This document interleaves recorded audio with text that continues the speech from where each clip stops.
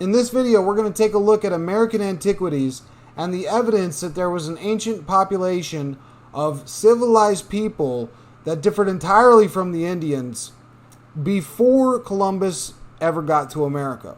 We're going to look into their origins, their architecture as seen here in Chicago, and some more of their architecture in Chicago. We'll get into how it was all burned to the ground so that the history would be destroyed and it would be removed from the history books. This is what would be left afterwards. We're going to look at documentation to see who was responsible for this, who the chairman of the operation was, if they were related to Freemasonry, how much money they made destroying these cities, $5 million in 1889, and where that money ended up going, and if perhaps it ended up in the hands of the Freemasons. We're also going to take a look at San Francisco to see more of their architecture. Artifacts like this, called the Fountain of Earth, had a rotating stone sphere which had interior lighting and a fountain which sprayed on top of it. We're going to consider if this architecture could have possibly been built by the people of 1850 amidst a gold rush in the Wild West. We'll take a look and think about if this was potentially new architecture or if it had been there a very long time. The massive and magnificent city of San Francisco that was already here when American settlers got there and started building their small buildings.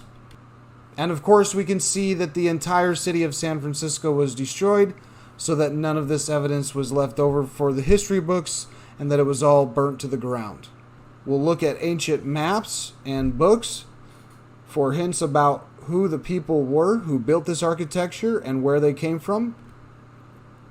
We'll take a look at the symbols that these people used and consider where else we may have seen similar symbolism.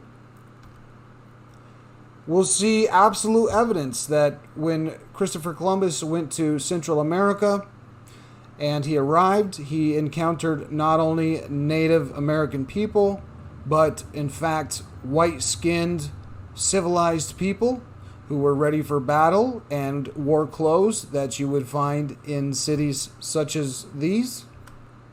We'll consider why Christopher Columbus left Spain only 3 days after the Freemasons had got kicked out of Spain, and why he's making the same hand symbol as the Tartarian people. We'll look at Tartarian boats and realize that they don't have sails and consider what technology they may have been using to propel their boats that has now been lost. And also see that it's probably built into their architecture as well. We'll turn to books to see if there's any evidence that Tartary was a highly scientific nation. And we'll think if there's a chance that when we got to San Francisco, it was already pre-built with electric lighting, and that the invention of the light bulb and electricity was more of a reverse engineering of found architecture and less of the story that we read in our history books. Because somehow there is a magnificent fountain with a perfectly spherical stone which spins and has interior lighting, with significant evidence of aging and wear and tear that would predate the statues way beyond 1850. So if these topics interest you, please stay tuned, and we're going to dive straight into Chicago.